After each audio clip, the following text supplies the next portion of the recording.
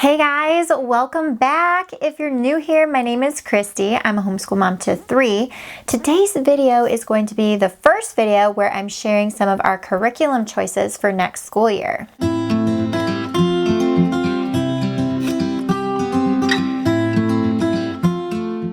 Today I'm going to be talking all about my first graders. So I have a 6-year-old boy. He's going to be 7 in December and he's going into first grade this next school year, so the 2023-2024 school year. The first thing I'm going to talk about is language arts. So for language arts for him this year, we are focusing on learning to read. And he started learning to read last year and recently has made so much progress with it. And we kind of dabbled in a few language arts curriculums last year, but nothing really stuck solid for us. Nothing was quite the right speed or fit for him. And I have a friend on here named Lauren, and you probably know her from The Practical Homeschooler. I will link her channel down below for you. But she introduced me to Abeka and their phonics program. And I obviously have heard of Abeka. I was never drawn to Abeka because I was under the impression that it's pretty worksheet based, it's pretty rigorous, and I wasn't really drawn to it for those reasons. However, Lauren made a video all about the things that she used to teach all of her children how to read, and they were all from Abeka. One thing I also want to mention about Abeka is that whenever I do look at their resources, I feel very overwhelmed by how much you are supposed to purchase and use for each grade level. There's like a ton of different resources. I am definitely somebody who likes to keep things very simple. So when I stumbled across Lauren's video to where she really kind of simplified Abeka for me and teaching my kid how to read, I was really excited about it. So the first resource is the Handbook for Reading. This is a phonics textbook, and this is basically the main book that is teaching my son to read. And I really like the way that this is laid out. It's a page of just different sounds, different blends, different words, some sentences and that sort of thing. And it's really, really simple and straightforward. The way that Lauren uses it in her video and the way that I've been using it with my son since springtime is 1 page of this a day. So it's short, sweet, simple, which is completely my style. Going along with that, I purchased the Letters and Sounds K5 workbook. And so technically this is like their kindergarten 5-year-old program. They also have a K4 program as well. But this is about kind of where he is with his reading level. This workbook corresponds really well with the Handbook of Reading. And the next book in this series is Letters and Sounds 1, and that one also uses the Handbook of Reading. So he is a little over halfway done with this workbook already, and I foresee him kind of almost being finished with it when we start school in August. And so the next book, I'll just purchase Letters and Sounds 1 and be able to just continue on with that. These are really colorful worksheets. They're just little activities to kind of reinforce what he's learning in the Handbook of Reading. I know that they have teacher plans, lesson plans, and all these different books that you can get. We aren't using any of that. These are literally the only 2 things we're using from Abeka for reading, and it's working great. I also purchased the Abeka readers, and these are just little paper readers. They're just for extra practice. We really love reading easy readers. I actually have a whole video about some of our favorite early reader books. I will link that down below for you as well. But yeah, just extra practice, just reading throughout the day, and yeah, they're really fun. Now on to math. So if you've been following us, we've been using Math UC with Emmett, and it's been a really, really awesome curriculum, a really great fit for him. The hands-on activities with the blocks and everything else has been really great for him. We used Primer last year, and he finished Primer and moved into Alpha at the end of last year. So we've done a few lessons in Alpha, not too many. So Math UC is a very mastery-based program. The only exception I would say to that is Primer. So Primer is kind of an introduction to all these different math concepts. They're not expected to really master them all. It's just kind of getting their feet wet. And then they move into the more mastery program when they get into Alpha. So Alpha is fully dedicated to single, addition, and subtraction. And that's all pretty much what they're learning for that whole school year. My son, from what I can kind of tell so far, math comes really easily to him. He's very math-minded. He loves playing with numbers. He is really quick at picking up concepts.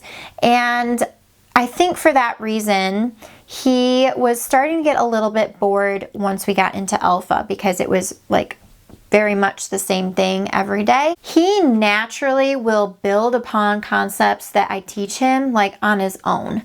And so we are doing single digit addition. However, he's already starting to add like 2-digit to 1-digit addition already. So he's adding things like 62 plus 7 and like different things like that. He's really doing well with like elapsed time, and that was kind of like all on his own as well. We didn't spend a lot of time on telling time. And it's just naturally in his brain, he just picks it up and just like goes with it, and other things just kind of naturally click for him.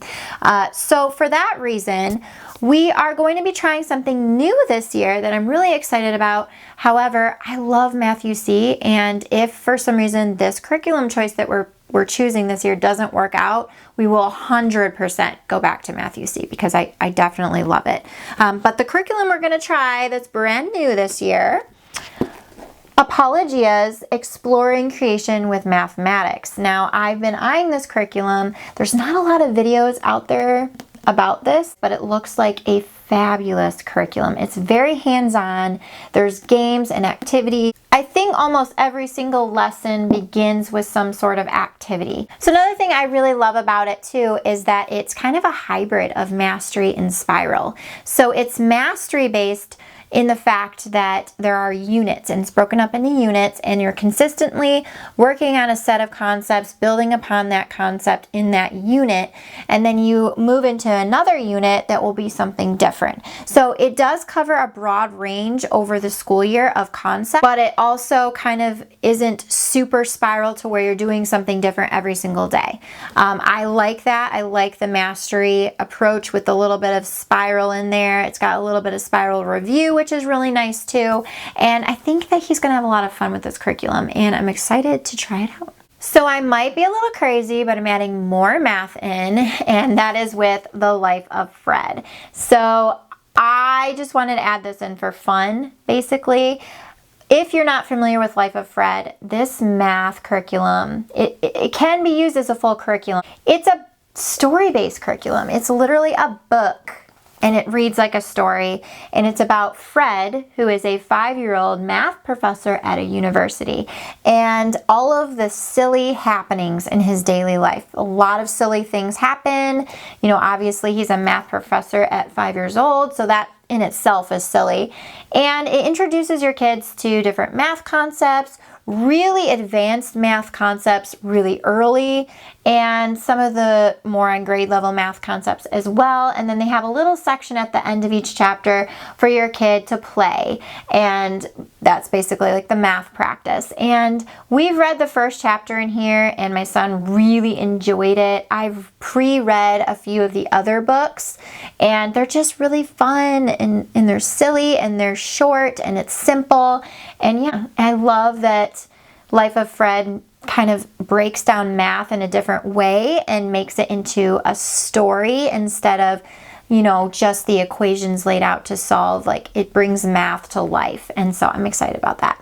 The last thing that we're adding in for my first grader this year is Harbor and Sprout. And this happens to be the astronomy unit in this folder. But Harbor and Sprout is a unit study approach, and if you've followed me for a while, you know that I've loved Harbor and Sprout for a while now.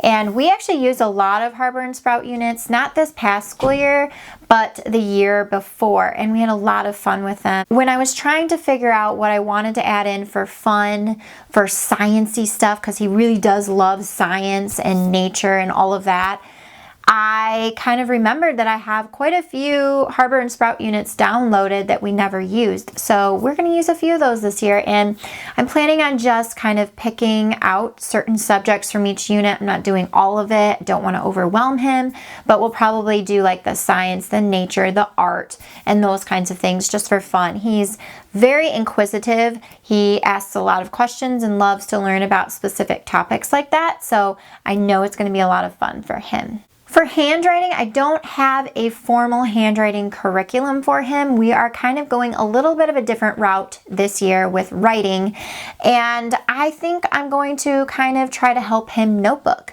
So what I'm planning on doing is the things we learn in Harbor and Sprout, if there's like a specific topic, whether it's an animal or like a plant or, you know, whatever it is that we're learning about, I'm going to get him a primary journal with like the picture box and the big lines on the bottom, and just help him write out like 1 or 2 facts that he learned out of Harbor and Sprout, and then draw a picture.